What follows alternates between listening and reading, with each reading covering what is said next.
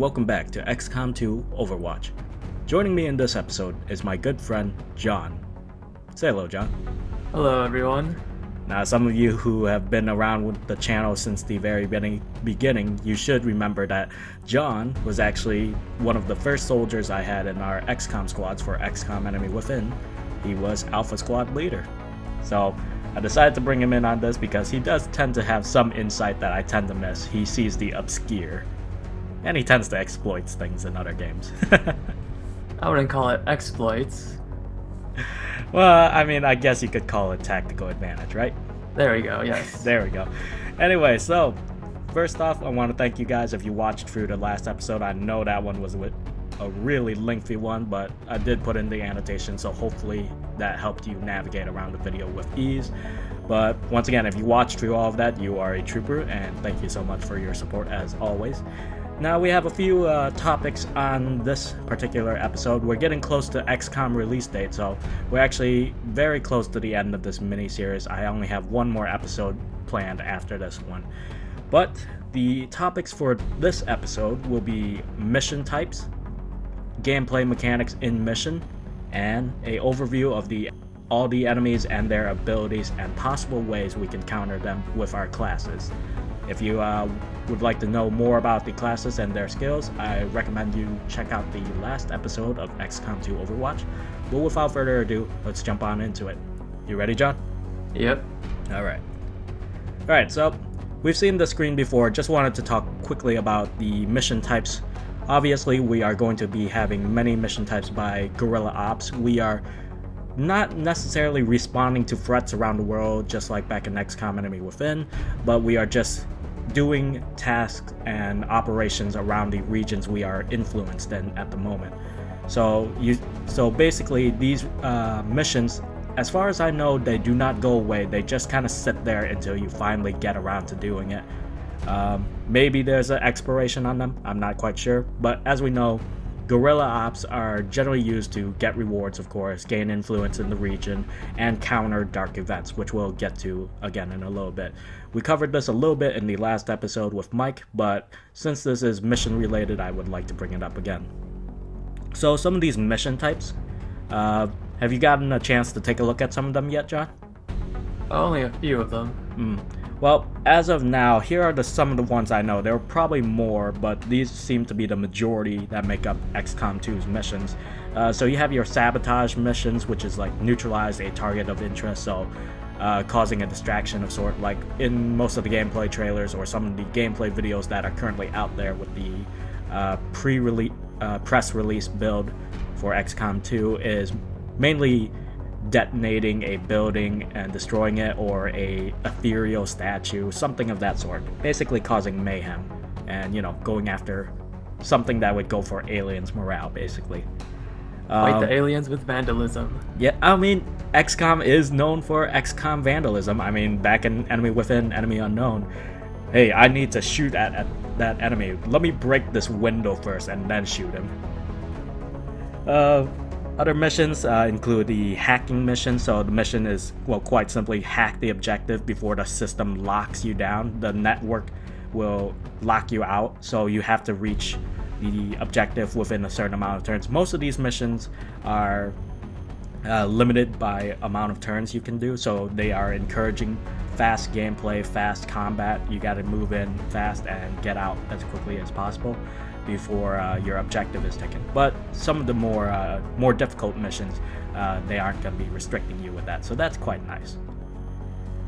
Some other missions include like recovery missions, so you're going to be able to recover assets or targets before the enemy get to them and secure the area. That should be pretty self-explanatory.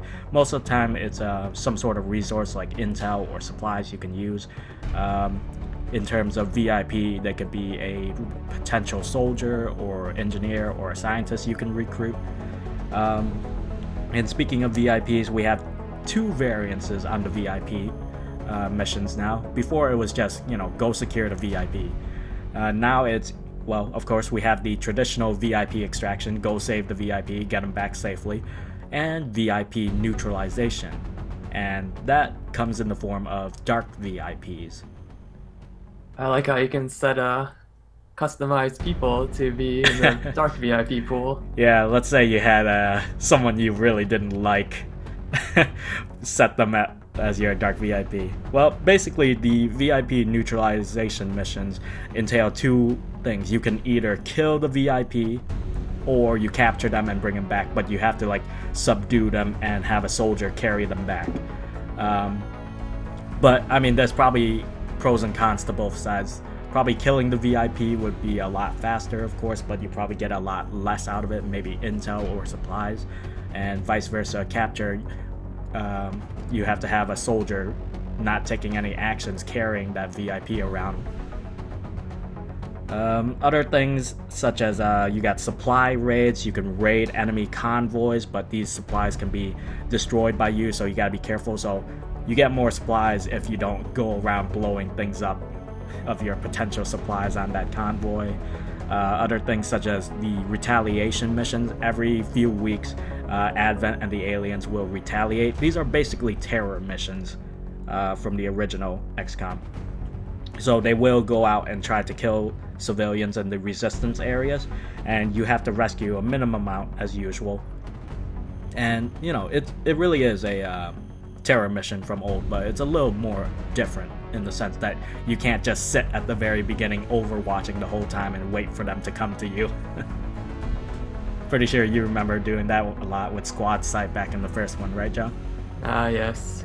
And that's pretty much all I know aside from the Black Site missions, which are story related. You gotta destroy Black Site facilities that the aliens set up, which in turn offsets their time on the Avatar project, which is one of the win conditions the aliens have. Obviously, there will probably be much more in terms of mission types, especially in possible future DLC, as well as in exciting news, Long War Studios, the guys behind the Long War mod for XCOM Enemy Within, is actually partnered with Firaxis now, so they will be making mods and content alongside them throughout XCOM 2, so that's very exciting. Can't wait to see what they come up with. I suspect we'll see some stuff on par with the Chrysalid Nightmare.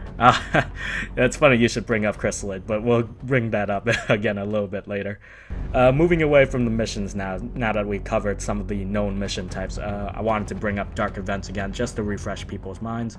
Obviously, when every now and then we'll get a dark event, several actually I should say, and we have to choose between them to try to counter them, otherwise they'll have certain negative impacts on you. As we put it in the last episode, you're basically choosing which foot you want to shoot, or which one's better to shoot anyway.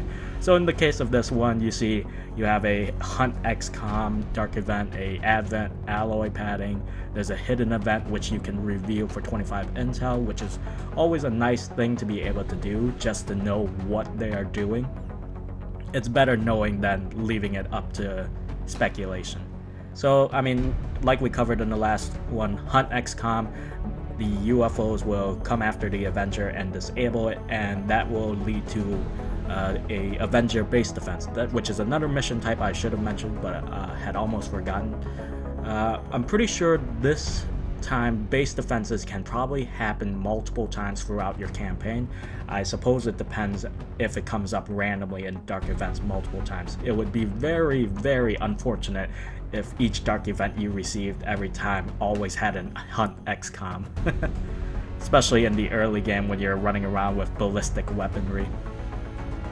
Could be like a choice between getting hunted or getting your enemies having upgrades. Yeah, such as the alloy padding, so yeah. All your enemy Advent soldiers will now have additional armor points to them, which, as we know, reduces the amount of damage, and you would need something like explosives or shredder rounds to take care of the armor, and it's always bad when you're going up against some armor. Anyway, some other options, of course, like some of the buffs, some of them are dealing with the Avatar project itself, like the central dark event right here with the major breakthrough. They are adding 2 blocks to the progress meter, which is never a good thing because you want to stop them from having progress. But it's like, if you choose to stop that one, then you gotta deal with Viper rounds and rapid response. And Viper rounds, all Advent soldiers have Viper poison in their weaponry for a month, and rapid response, they will be guaranteed reinforcements on all guerrilla ops for a month. So you gotta really plan it out. All of these seem so fun. Oh yeah. One of the ones I don't actually have on hand is like it's called the Informant. Basically, it just speeds up time towards a retaliation strike, I believe. But that one is not a good one because, I mean, you got a mole in your organization now in the Resistance, and just like, oh, do I want to go after him and delay the enemies from retaliating against me a week earlier, or should I stop the Avatar project? There's so many things you have to weigh and balance, and all of this is random, so it really does add a nice touch to replayability. You're not always gonna know what's coming at you. So that should pretty much cover the dark events and the mission types for now. Let's move on to the gameplay mechanics within the missions itself. Oh, almost forgot, this is the Geoscape. I'm pretty sure you've seen this, John. Yeah, so these are some of the various things. Obviously, making contact with other Resistance regions, various mission types like gathering mob. You can go to the black market to trade info or get supplies and whatnot. And of course, you got your Avatar project and progress meter up there. So, moving on to some of the mechanics of the missions. This is a new mechanic in XCOM 2, Concealment. So, John, when you first heard about Concealment, what did you think about this mechanic? Well, I think it makes the beginning a bit more bearable instead of like going to the darkness, worried about getting ambushed. This time it's you ambushing. Exactly. The tables have turned. We're not the ones hunting the aliens down, we're the ones setting up ambushes for the aliens. Which, I mean, is befitting for our organization now, since we are pretty much a guerrilla organization. But the nice thing about Concealment, though, is that we can maneuver our soldiers around the field as quickly as we can. So you could, for example, just dash out in the open without fear of consequences, relatively. I mean, you could have an enemy patrol come by and then see that soldier that's just standing out in the middle of the street, like a deer in the headlights. But because of Concealment, you have a little more freedom in setting up ambushes. You can climb up to higher points to get a better view of the area. You can surround the enemy and start overwatching and trigger them when you're ready, which is actually a mechanic some of the community has been using to try to game the system.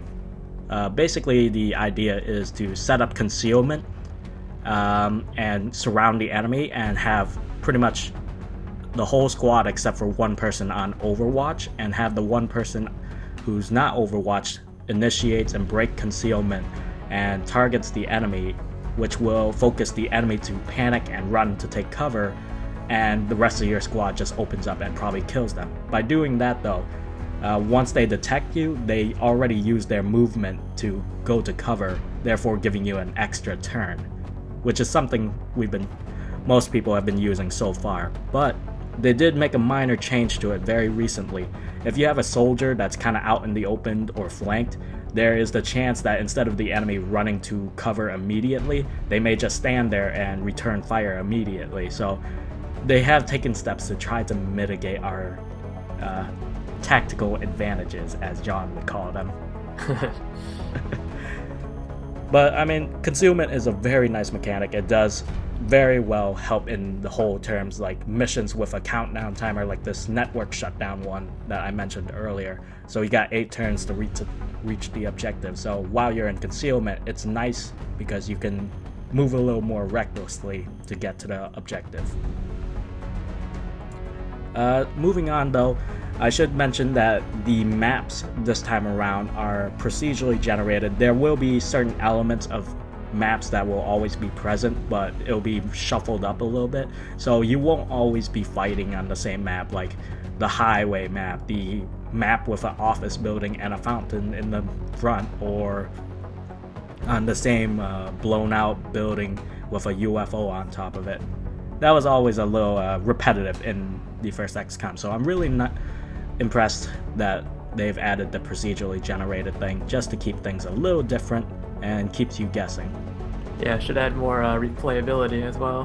Definitely. Like I said, XCOM 2 has done a really good job in adding so many more ways to add replayability.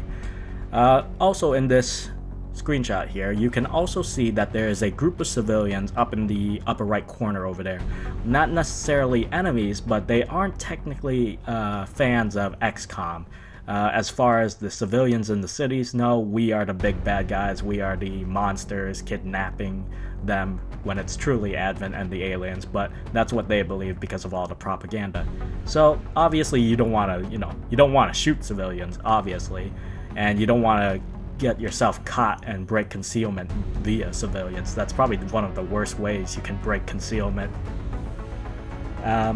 But like I said, if any of your XCOM soldiers were to step into the red tiles denoted by the eye symbol right there, that means you have been spotted, you have broken concealment, and you have to go loud from that point on. So what do you think about the civilian factor in this case, John? Those guys are blind. Yeah, they really are blind. You have to wonder, like, this is 20 years in the future in a alien-controlled world which claims to have cured everything: AIDS, cancer, all forms of illnesses and handicaps, and yet people are still not able to see, like, what? That's probably like 10 feet away from them. Alien technology, such a great thing, isn't it, John? Yep.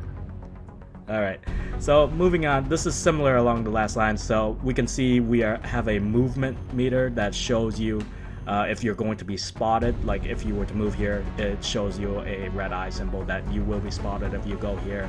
There's a enemy patrol over there, and they won't just stand there, of course. They will patrol around, so their line of sight will change as they go. So if they just happen to patrol into the area where you're setting up, you may get spotted. That's another thing you have to worry about. But I really like that they're adding a lot more in terms of the movement, because before there was always the issue, it was like, I want to get a shot on that one target over there, let me move closer to him, and yet I don't have line of sight on him. That was always a bad thing. It's like, now being able to move around, you'll be able to see if you'll be able to have line of sight on an enemy target, rather than take up like a decent amount of good cover that you thought you were going to have a good shot from, but absolutely have no shot from. Yeah, kind of off topic, but this is what it looks like when you're not blind. Yeah, it is. But yeah, that feature is quite nice. You can be more sure about what you're doing instead of guessing. Yeah, I mean, there still probably is amount of guesswork, like where is probably the best point to get a flank from, because most of your aim penalties and whatnot will start to stack in once you go loud, because when you're in concealment, Overwatch and your normal attacks will not have a big penalty, but once you're out in the open and you've broken concealment, you do have a penalty to your Overwatch and your general attack. So it's best to plan out your ambush as best as you can, rather than just go in guns blazing. Alright, so this is a little similar in that fact. Oh, I should also mention, exploding cars are still a thing, as you can see at the very top of the image, next to the dead Viper. But there is a new mechanic, the loot mechanic. Before in XCOM, basically how we would loot is kill things, bring it home, or capture it and bring it home. In this case, you have a loot drop over there with some probably weapon attachments, Elerium cores, data pads, intel, or PCS. You would have to have a soldier run over there into the yellow outline, the box right there. I believe it's roughly a 3x3. So you have to send a soldier over there to go grab and collect it. And obviously there's only a few turns before the loot explodes and self-destructs. So what do you think of the loot mechanic in terms of, the more conservative players who, move Overwatch, very methodical, very slow, very conservative play? What do you think of the loot mechanic, John? So, it seems like it'll force you to manage your moves better, especially with the limit until like the network shutdown, for example, in this one.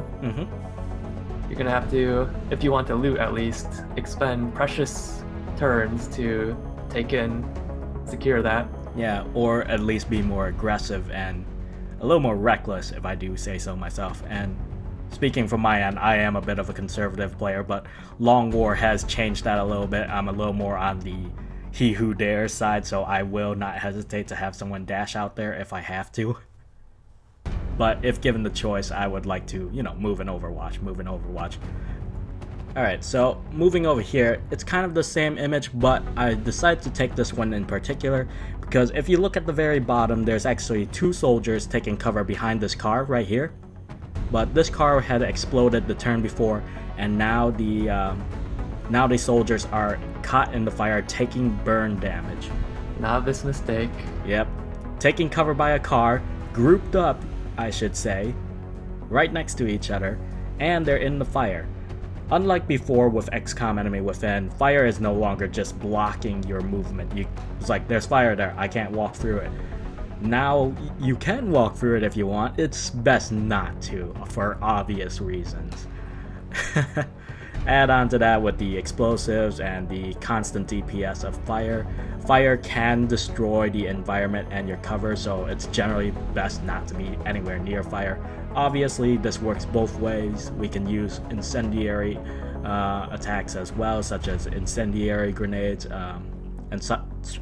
But once again, fire now has a use, and this also applies to things like the age-old poison from the Thin Men, which are now used for the Vipers, as well as acid, which I believe is somewhat along the same lines, but more of a kind of like in the same concept of fire where it covers an area. I'm trying to think of ways to abuse this with the psyops. Already thinking of that. Yep. Well, as we mentioned in the psyops does have the Fortress ability, which allows them to be immune to explosives, fire, acid, and poison damage, which could be very useful. So let's say this fire right here by the car, let's say that fire was covering up that loot over there. Normally, it's like, would I want to get my soldier burned to get that loot? If you had a psyop with Fortress, it's like, okay, have him run in there and grab it because he doesn't take damage from fire at all. And that could be very useful against various enemies that use these kinds of damage. You know, fire or venom or poison for that matter, have a psyop take care of it. But at the same time, you don't want your psyops to, you know, get wounded because they do take a lot of time training as it is. And the more time they spent in the med bay, that's less time on their training for their skills. Alright, so this one doesn't look like much going on here, but I chose this because we have Waypoint Movement now.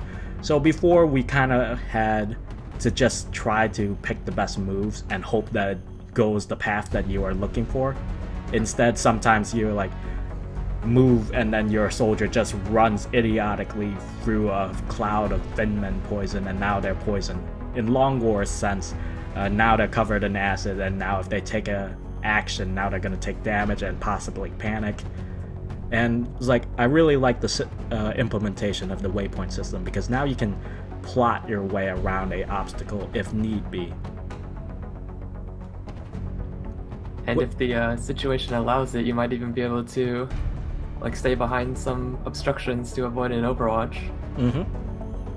I mean, there is you can use light cover, as it were, just standing out in the open, but out of line of sight due to the obstruction of like these boxes up in the top left corner over here or something of the sort. So there's a lot of ways you can make this work, and it's really, really good. It adds much more onto the tactical layering of XCOM itself. I don't have a screenshot of this actually, but I just remembered there is another mechanic, which is fall damage. Fall damage exists now. If your soldier is, let's say you ordered them to jump down a building, well, obviously they'll be fine. But if, let's say you were on a 2-story building, right? And someone throws a grenade and knocks out the support for that building, there's a possibility that the floor that person is standing on will fall out from underneath them, which will drop them and cause them to take fall damage. It usually ends up killing something. This can be used both sides, both against you and against the enemies. So like that turret over there, turrets you generally see on raised buildings, like on rooftops and whatnot. You can do this to turrets as well. You can throw a grenade, destroy the support, and the turret will drop down a floor or so, possibly destroying it, possibly making it easier to hit. Same can be applied to enemy soldiers as well. It's very useful if the enemies has a high point of elevation, they got good cover, and then you just blow it out with a grenadier or something. Yes, grenadiers will be quite fun to use because of that. Moving on, we have the hacking, of course. Now, we did have hacking in XCOM Enemy Within, but that was in the form of covert ops. So whoever your covert operative was, the hacking was pretty much stand by this antenna and hack into it so the enemy can't shoot at us for the next turn. The hacking has been broadened upon now. Basically, all soldiers have the ability to hack, of course, if need be to, reach a certain objective. But Specialist, one of the classes for XCOM, has a higher tech score, meaning they can hack much more harder targets.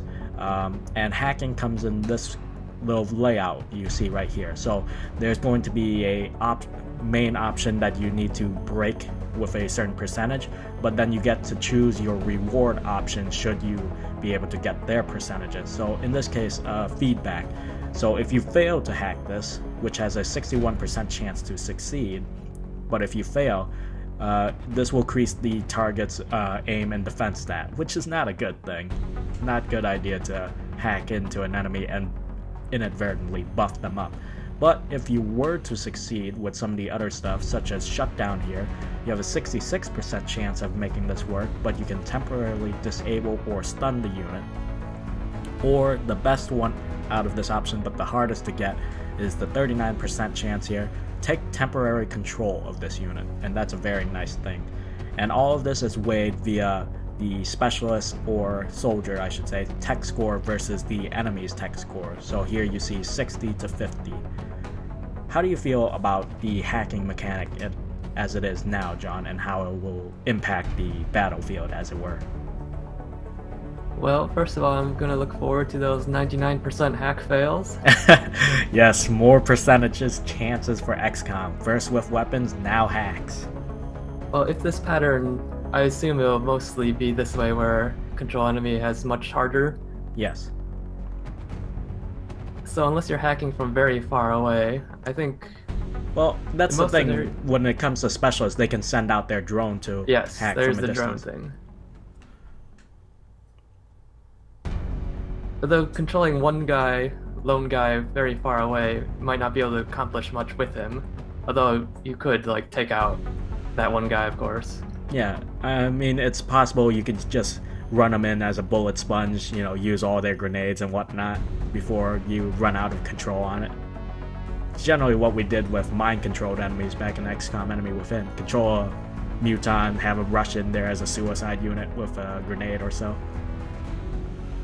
Which is actually a nice thing, I should say. Mind-controlled / controlled enemies via hack now, you have the option of shooting the controlled unit now. So you don't have to wait until they escape your control in order to kill it anymore. So you can purposely shoot it. But the stun by itself is also pretty good. Sometimes you just need to buy yourself a turn or so. But, it's really up to preference. I mean, if you're going to take the chance to control an enemy, go for it, but let's hope you have a good percentage chance for it. Sometimes though, hacks aren't necessarily just in terms of control. It could be getting rewards. So this is out of breaching a network. So in this case, it's always 100% chance to breach the network, but you have the option to choose a hack reward, so you could get a small intel cache or a very large one. So I mean, in this case, on fail, there's no effect for failing. So sometimes it's like, do I want to go ahead and gamble for the bigger intel cache? Well, I mean, in this case, you don't get hurt too much by failing, so so more people will want to gamble for this. Yeah, and there's obviously a lot of other rewards you can get from hacking. There's actually a really neat one, which allows you, if you choose it and you succeed, it increases your soldier's hacking score, whoever's doing the hacking. And like I said, anybody who's a specialist naturally has a better tech score than other soldiers, but maybe you have like a ranger who is the only one close enough to the objective and you got 1 turn left and you need to breach the network with him. He can still hack it. It's going to be 100% chance. The chances of getting these rewards with him though, very dismal. Alright, so moving away from the hack, we obviously have the usual end of mission stats, you know, telling us how many enemies we killed, out of killed, how many soldiers were wounded, soldiers that were killed, you know, etc. Those usual stats, but they kind of improve on to that now. In addition to the usual mission complete stats, now we also have mission complete percentages when everybody's back on the event, the Sky Ranger, I should say. So you could kind of, in a sense, endorse a little bit of competition between your soldiers, which I may know some of this may happen between Alpha and Bravo squads, as it were. But you got stuff like, you know, successful shot percentages, your average damage per attacks, etc. You know, who dealt the most damage, who took the most attacks, who was most under fire, etc. So, of course, Alpha Squad will have the highest averages. Oh, smack talk from squad leader himself. You know, that's the thing. Bravo Squad, Mike was just talking about it in the last one. It's like, he always favors a little uniformity and more teamwork, whereas Alpha Squad always worked best individuality-wise. So, but even when you're all working together, you always pulled it through.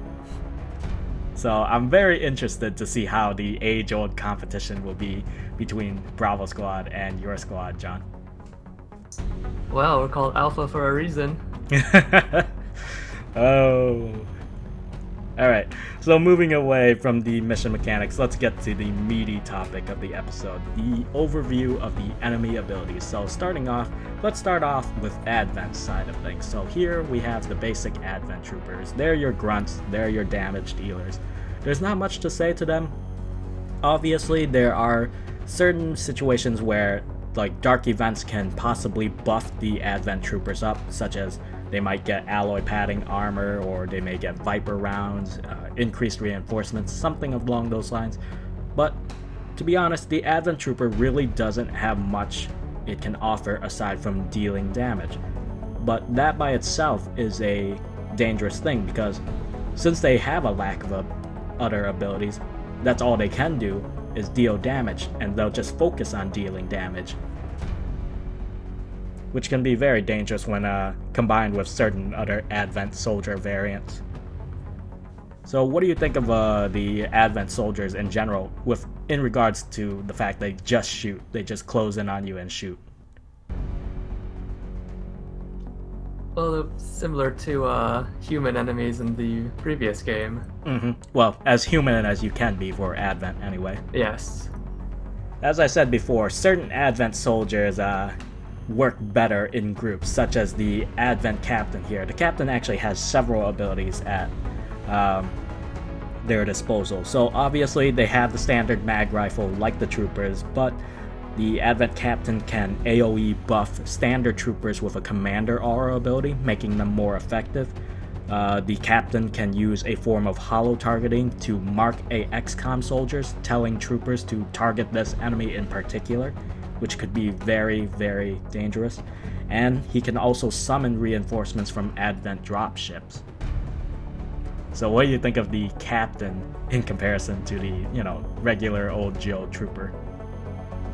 Of course, the difficult choice would be whether you wipe out some of his grunts to soften up the attack, or do you try to focus him and just eat the attacks of his swarm. Yeah, exactly. And here's the thing, provided the Captain doesn't move, he can actually use both actions offensively. So he can mark the target, for example. So he'll mark his target and then take a shot at that target. That's the worst case scenario you're going to get with a Captain, especially if he's still supported by his troopers. So moving away from the Advent Captain, we have the Advent Stun Lancers. Though, if you think of a mixed squad composition of Advent units, these guys can be very dangerous in the fact that they will rush you. They do have a mag rifle, they do have range capability if they choose to use it, but they are very mobile and fast, and they will close in on your units as much as possible just for a chance to stun your unit. Now, the stun isn't always guaranteed. There's the possibility they miss with their melee. There's the possibility they just do damage. Or worst case scenario, like I said, they will stun your soldier and put them out of commission unless you do something about it. So they're basically the enemy's version of going crazy with melee rangers. Pretty much. I mean, our rangers can actually be eventually upgraded to have a arc blade as well, so they can also do stunning eventually with their swords. But in this case, the Sun Lancer, I would say he almost has a cover buster kind of feel to him. He just rushes in and tries to compromise your position as best as he can, while the rest of the Advent squad tries to close in on you with their ranged capabilities. So in that case, what do you think would be the best way? Like, if you saw a Stun Lancer out in the field, in addition with troopers and captains, would you prioritize the Stun Lancer, or would you let him get close? Well, something I'm not sure about. If I forgot the name of the skill, but like slashing guys that get near, does that happen before he attacks, or would he get this attack first? You mean Blade Storm from the Ranger ability. Blade Storm will trigger as soon as an enemy enters melee range, so Blade Storm will trigger first. In terms of like a sniper with a gunslinger build with their return fire, that would trigger after their attempted melee, provided you don't get stunned. Maybe if you're worried about being overrun, you could try to get some Blade Storm up front to try to bait some strikes. Yeah, bait the Stun Lancer into going for a Ranger instead. Yep. That's always a good way to go for it. But yeah, I gotta say, Stun Lancers do really remind me of cover breakers and compromising your position, so something you might want to keep in mind while you're running out there against Advent. They might also like eat up your Overwatches when they just rush forward. Oh yeah, definitely. So next up on the Advent, we have the Shield Bearer. Now, these are basically the Advent support units, but they also carry a mag rifle, so they do shoot. But they are very tanky in the fact that they have a lot of health as well as armor, so that reduces further damage. And they have the ability to provide a shield bonus to all other nearby enemy units. I believe it's 3 pips of shield, so now let's combine the Shield Bearer with the already other Advent soldiers. Now you got Advent troopers that are just gunning you down. You got a captain that's shielded. You got a Stun Lancer that's rushing you with a shield as well. And this also applies to mechanical unit. Well, almost any other enemy unit, I should say. The shield applies to everything. No problem, just snipe everything from 2 miles away. Well, yeah, we do have to take it into account the squad side distance penalty, though. Yes. But I mean, I think I said it in the last episode. Pretty much it's like just kill it with explosives. Nothing a lot of explosives can't handle. All right, so moving away from the more organic side of things on Advent, we have the Advent turret. This is pretty simple, really. It just sits there. It shoots at you. I believe it can use both actions for shooting, but I'm pretty sure it's kind of like the Sectoid and XCOM Enemy Within. If they make their first shot on a target, they have to target a different unit. Not sure on that, but most of the time I tend to see them take a shot and then go into Overwatch to keep you pinned down. The Advent turrets are also armored up, so you gotta deal with armor. So if you got Shredder, that's really good for your Grenadiers, or if you have explosives, maybe you can knock it down a level and hopefully destroy it with fall damage. Could also be good targets for hacking. Yes, you can also take control of the turrets if possible, or, you know, just shut it down and let yourself get closer. And Overwatch is, like I said in the last episode, I believe, you can actually break Overwatch. Unlike in the original XCOM Enemy Within, you had to have something like lightning reflexes or take the chance to just eat the damage with a dash or something. But now you can break Overwatches with just simple damage. As long as you hit the target, you can break their Overwatch. And there's certain moves that you can use that are actually guaranteed damage abilities, such as like Combat Protocol with the Specialist. Yes, those will be very useful. So, do you think the turrets will give your soldiers A hard time, John? That would depend on how many there are. Yeah. Well, I mean, I tend to see turrets show up in like 1 or 2 on a building, but sometimes I've seen 3. And that's also augmented by the fact they're supported by a squad of Advent soldiers. So like a shield bearer, like giving the turrets an extra layer of shielding. Alright, so moving away from the Advent turret, this is not necessarily an enemy, but it's a Advent security tower. So it's basically a concealment breaker. So what it does, it just scans. These devices are at various checkpoints around the map, and they can reveal XCOM soldiers if they are out of concealment. But these can be hacked. They tend to have several rewards you can use to hack. So such as disorienting the enemies. So you disorient the enemies for 2 turns, giving them a aim penalty. Or you can gain central command, which is gain control of all robotic units for 1 turn. But if you fail, for example, then the feedback penalty comes into play, and reinforcements will come to your position. So it's really up to you. Like, do you want to use your hacking charge on the security tower? Obviously, you would have to use a drone to fly in, because if you get close with anybody, it's going to detect you. You think that's going to throw a wrench in any movement plans with these scattered about around the map? They could. It would depend on how far apart they're spaced. I don't tend to see these too many. They seem to be kind of like just spaced out randomly or covering main intersection areas.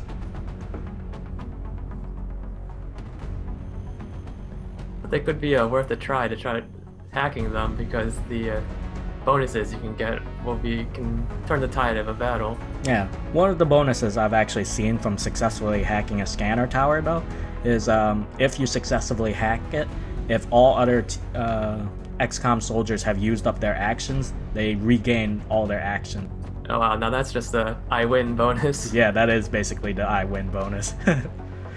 Anyway, so moving away from the scanner tower, we come to the last of the current Advent synthetic units, the Advent Mechs. And these should be very similar to the Mech troopers from XCOM Enemy Within. Except they come with a micro grenade launcher, which they tend to use if the enemies they see are clustered together. So, newbie mistake of XCOM, don't cluster your troops together, especially not by a car that can explode. Carpool. Yeah, carpooling. Speaking of explosives, actually, you can actually target explosive objects such as propane tanks or gas canisters, etc., to, use that to your advantage, or blow a wall in the hole next to a bunch of group of enemies. So it's very nice that they give you that option now, instead of just before it was like, they're standing next to a car, let's throw a grenade at it. Alright, so that should cover pretty much all of the enemy units that are available for Advent for now. There may be more, we don't know really, but until then, this is what we know so far. So, moving on to the Dark Collaborators here. I believe this is a Dark Collaborator. Dark Collaborators are human-like individuals which may be assassination objectives. I'm not sure if they are have any offensive capabilities, but these could probably be the Dark VIPs. They could be the Thin Men, as we see it. I'm pretty sure you can notice that's a Thin Men, with their traditional trademark shades, the dark hair, their thin appearance, as well as the scales on their neck. So they pretty much just run the propaganda machine. I think you're probably right with that Dark VIP guess. I'm pretty sure there'll be some targets for the Dark Collaborators, of course. Now, moving on to the Sectoid. The Sectoid has changed quite a lot. Like we covered in the design episode with Corey, the Sectoids are much more formidable than they were before. They got a growth spurt. Oh, they definitely got a growth spurt. So, Sectoids have now been modified using human DNA, making them bigger and possessing a lot more powers in terms of psionics. So they still carry their wrist-mounted plasma blaster, the plasma pistol they had before. They have a new ability called Mind Spin, which is basically an ability to cause several possible effects on your soldiers, such as disorientation, confusion, panic, or possibly mind control if they get it. So a lot of options there. And their other ability is Psi Reanimate, which is they can raise a dead human and aliens as Psi zombies for the Sectoid to control. So what do you think of the new and improved Sectoid combat-wise? Well, it's sad for us humans. We're now the grunt troops instead of them. Yeah, pretty much. Humans always have the short end of the stick when it comes to aliens, doesn't it? Yep. Well, I kind of see it. Well, actually, I should mention the Psi zombies that the Sectoids create, they can actually be killed instantly if you kill the Sectoid off. So that's always nice. I tend to notice that the Sectoids tend to use their Psi abilities first before shooting anything. So it's possible you can use that to gain an advantage over them. They could probably make things hairy, like mid-battle, when you've already killed a bunch of stuff, and then suddenly, boom, a bunch of zombies. Yeah, it's funny you mentioned a bunch of zombies, but we'll get to that when we get to the new enemies. Let's move on to the next one. We have the Viper, one of the new XCOM 2 class favorites of the enemies. So the Vipers were inspired by the Snake Men from the original Enemy Unknown back in the 1990s. And these are the true form of Fin Men. They have the tongue pull ability, so they can rip your soldiers out from cover, which is very terrifying in itself. After they pull a soldier, though, they will wrap them up and bind them, so they will be held in place until the Viper takes damage, and they will consistently do damage to your soldier until they die from the bind. And of course, they still have the good old poison spit from when they were a Fin Men. So, and in addition to all of that, of course, they carry a plasma rifle with them. So what do you think of the Vipers? They're very fast. They have the ability to dodge shots if they could, because of their high maneuverability. How do you think you'll be able to handle them? Like, what's the best way you think you could handle the Vipers? Well, you could hope you get lucky and they ensnare a psyops with Fortress and then just rain down some nukes. Yeah, make use of that immunity to explosive damage. Probably something else I could probably go with is, like, hopefully have it go after a ranger who has Blade Storm and have the Blade Storm trigger when the Viper wraps them up. Because that actually does work. I'm not sure if they're going to change that or not, but that is very amusing. What's their range of their snatching people from cover? It's pretty significant. I think some of the furthest I've seen is like roughly 15 tiles away from them. But yeah, it's the tongue pull from the Vipers actually do have a chance to fail though. So that's something to keep in mind. But it's probably best to just kill the Viper outright before giving them a chance. Yeah, ideally you don't want to let them do that. Well, I mean, I guess that applies to all enemies then. Just kill them before give them before a chance. they do anything. Yeah, that's your best option. Alright, so moving away from the Viper, we come back to the good old Mutant. So the Mutants have been improved with human DNA. They're much smarter and deadlier. They get to use their good old suppression ability from the good old days. They still have alien grenades, which they'll use if they see any clustered up enemies. It comes with the ability to melee now, so if anything comes close to it, it will melee them with the bayonet on their plasma rifle. And it also has the ability called counterattack, where they can dodge a ranger's melee attack and counter with a melee attack of their own. Unfortunately, they ruined some fun plans I had of mad ranger rushes. It's always those ranger rushes, isn't it? They throw a wrench in my plans.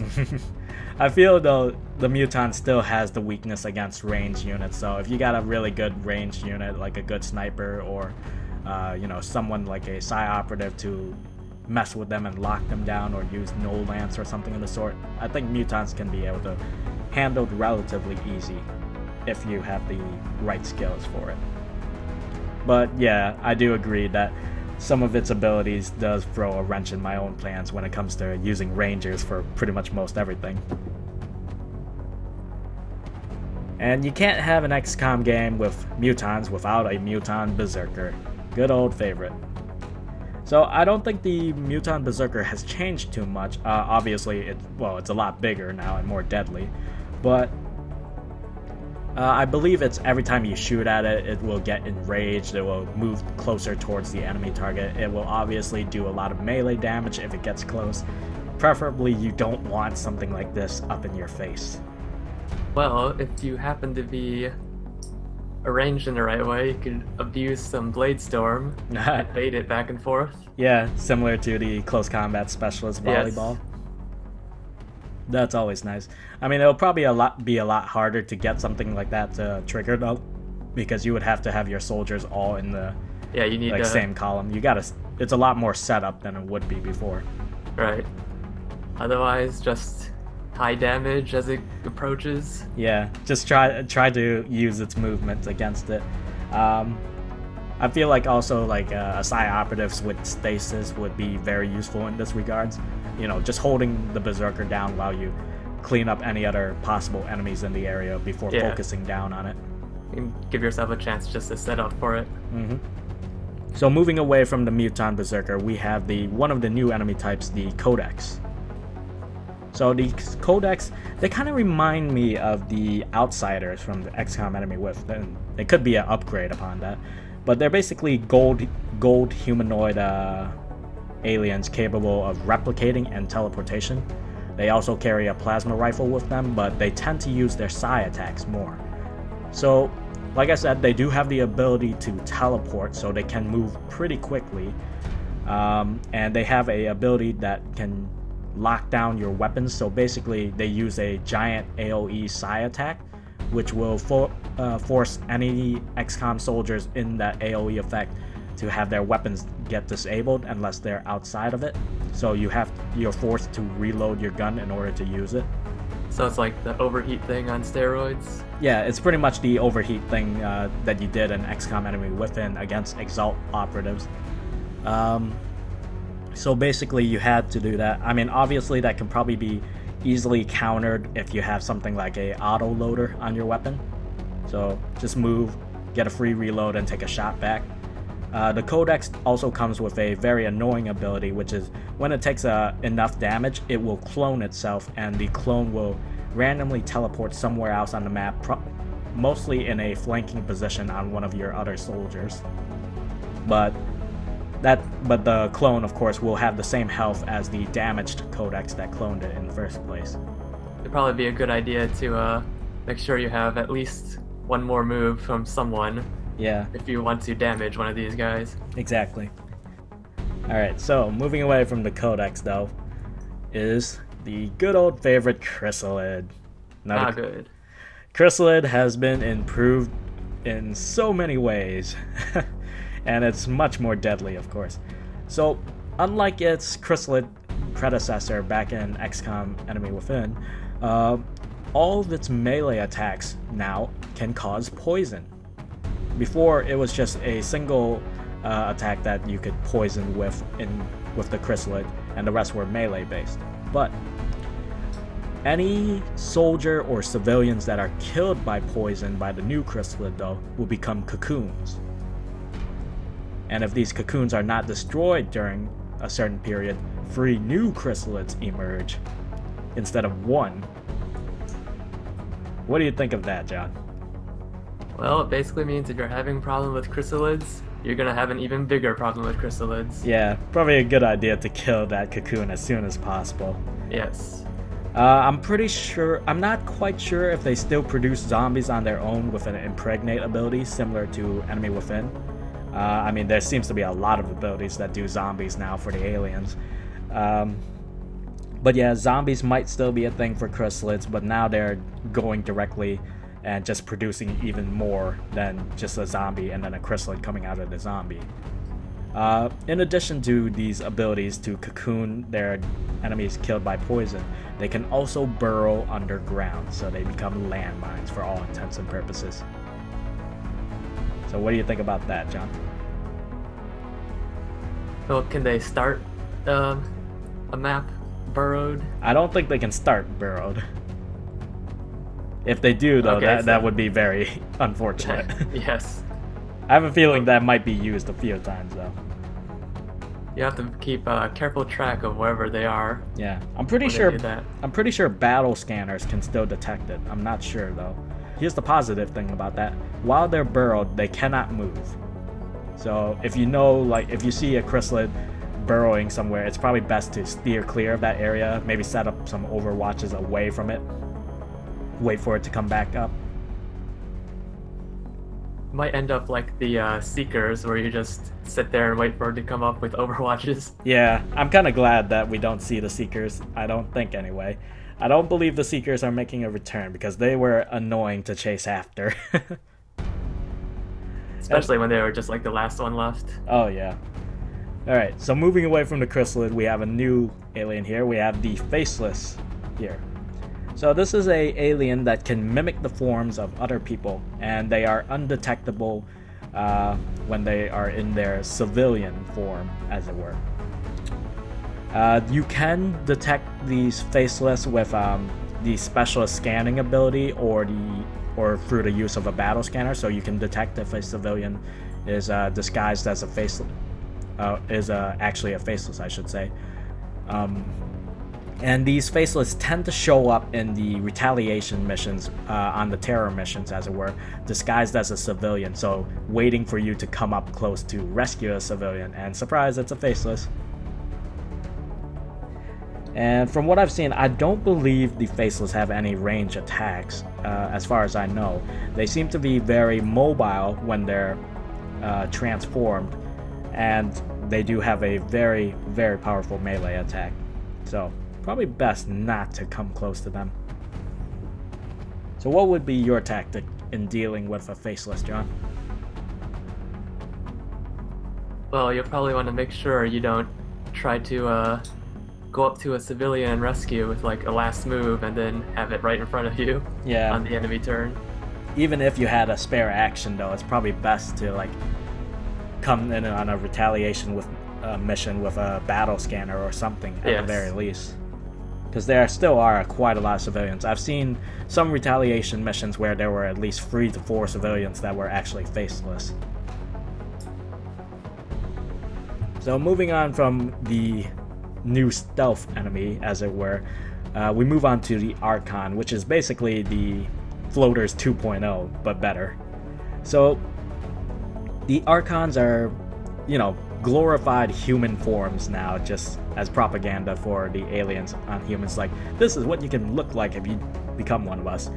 But the Archons have a flight mode, as most floaters would, but when they are flying, they have a AoE attack which causes a cluster bomb, similar to the Sectoid in the original game. But it will telegraph where its attacks will be, so you will see where its cluster bomb strikes will land, so you can move your soldier out of that area. Once again, another reason why huddling around cars might not be a good idea. Exactly. So you do get a chance to move out of its way. I believe it's a 1-turn charge up before it actually activates its attack. When the Archon, however, gets wounded, it will enter a frenzy state, battle frenzy, I believe, which enables them to melee nearby XCOM soldiers, so they'll probably use their plasma spear they have there.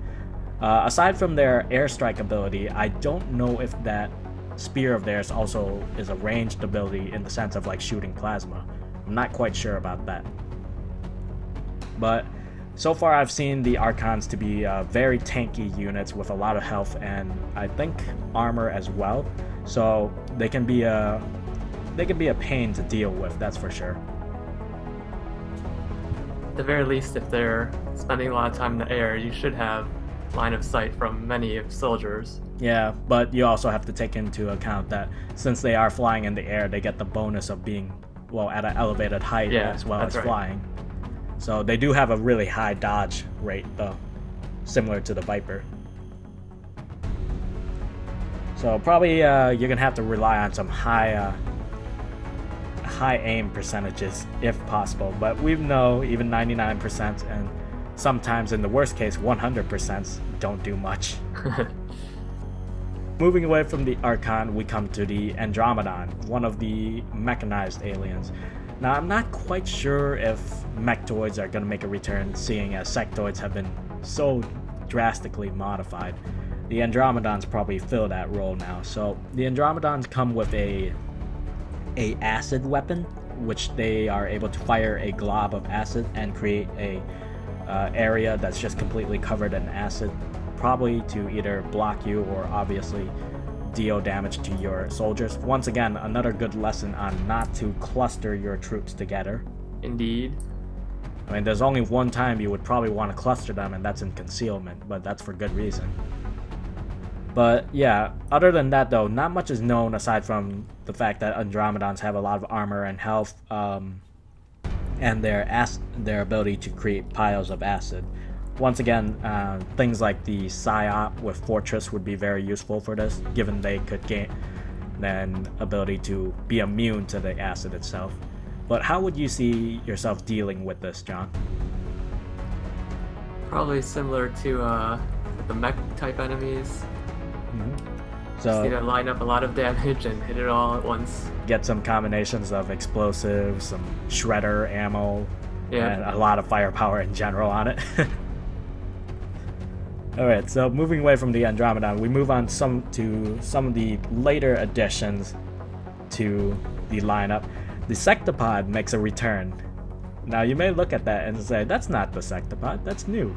And, well, technically you're correct, but the Sectopod has received a dramatic upgrade. So, the Sectopod, in addition to its good old attacks, so it's immune to fire, poison, and mental attacks since it's a robotic, so Psi operatives will be pretty much useless against it. And it packs a mean punch when with its automatically triggered lightning field area attack. So if you get too close to it, it'll just activate a AoE lightning field area. So sorry, Rangers. And of course it has its good old high energy long range cannon attack, which can penetrate multiple targets in a single attack. And that's not all with the Sectopod. The Sectopod can actually enter into its high stance mode, where it's standing on its two legs. This is in the Sectopod in its high stance mode right here. So it's supposed to be, this high stance mode gives it an increased line of sight and range, and it also has the capability of walking through any obstacles in its path, including any buildings you might be trying to hide in. What do you think of the new Sectopod compared to the old version? Seems like lots of fun. Oh yeah. Is it possible to hack?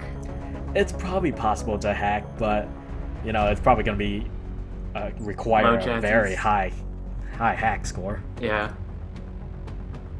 I mean, if you could somehow gain control of a Sectopod, that would be amazing on its own, but I don't think that's highly likely at all. But given with that, I feel like the only way to deal with the Sectopod is obviously from range, with a lot of explosives, with a lot of shredder ammo, any attacks that have an advantage against robotic enemies, such as the specialist combat protocols or discharge ability to work on robotic enemies. Overall, it's just like do as much damage as you can to the Sectopod. I don't really see a good weakness we can abuse with the Sectopod here. Seems like the other like big mech enemies. Yeah. You just need a lot of damage, a lot of shredder, and just hope for the best. Explosives. Yeah. Get some upgraded grenadiers up in there. Have a bunch of auto loaders, just keep shooting. Anyway, so, and moving on to one of the last new enemies that were unveiled, we have the Gatekeeper. Now, I talked about the Gatekeeper a little bit in the second episode with Corey. We weren't quite sure if it was organic or synthetic. As it turns out, I believe, looking at this image, I believe it is a organic component with inside a synthetic shell to protect itself. So, kind of similar to a cyber disc. You can kind of see it via its tentacles and its like brain-like structure in the center. But in addition to it being a synthetic with high defense when it's in its shelled mode, so like the cyber disc, it can enter a shelled mode to keep itself safe, but restricting its offensive abilities. It can damage enemies using psionic rifts, so it can use that psionic rift ability that psi operatives have. If they're close enough to an enemy, they can damage and they can touch the enemy, presumably with the tentacles, and drain their life, healing itself. You probably don't want to get near those. You block doors like the cyber disc. Yeah, I wonder if that's a possibility too. I hope that doesn't become the case, because it's always annoying to navigate around a broken cyber desk. But in addition to its abilities, you know, to drain health, to use psionic rift, and use its basic fire beam weapon, they can also do a mass resurrection on multiple fallen units at once. And these zombie soldiers act like, you know, the psi zombies that the sectoids create. Even more loads of zombies. Yeah, here's the best part though. When you kill the gatekeeper itself, the zombies don't die with it. Excellent. These guys could add extra incentive to take care of the bodies. Yeah, I mean, I'm not really quite sure how you can take care of the bodies, quite honestly. I mean, the only other ability I can think of that could possibly work is using the fuse ability on psi operatives on a dead zombie, if they're still carrying a grenade or something. But other than that, I don't know if there's ability to clear bodies. Like if one of your guys gets killed, you probably want to get him out. Yeah, that's true. You probably want to get him out of there.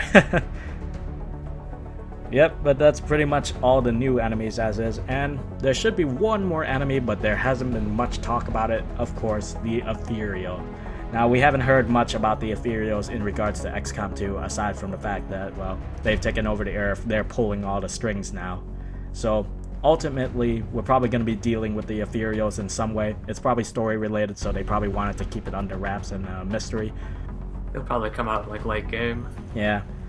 But, you know, that's pretty much it for everything so far in regards to mission types, the gameplay mechanics and missions, and all of the currently known enemies and their capabilities in the game. Once again, there's just so much that the game is going to be throwing at you.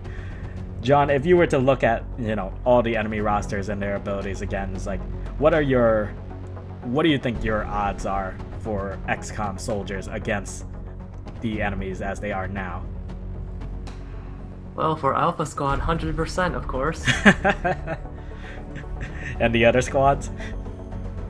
Well, maybe more of a 50-50. Oh, the smack talk.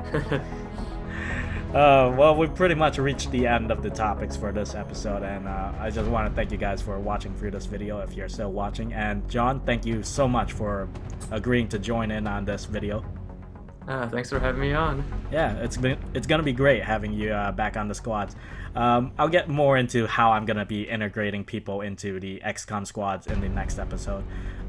There's only a few more topics I want to discuss, and I'll probably do that episode on my own time. But you know, if you guys are interested, of course, to be a part of the XCOM 2 squads, feel free to let me know in the comments section or private message me via Steam or YouTube or on the Facebook channel page. All links will be in the description below as usual. And so you can just let me know your preferences, like if you want to be a certain class or you have certain appearances, cosmetic appearances that you would like to have on your character, nicknames, the usual works. Just let me know in the comment section. Anyway, that's going to be it for episode 4 of XCOM 2 Overwatch. Remember to rate, comment, and subscribe for more. We hope you guys enjoyed this video, and we will see you guys in the next one. Bye, guys. Bye.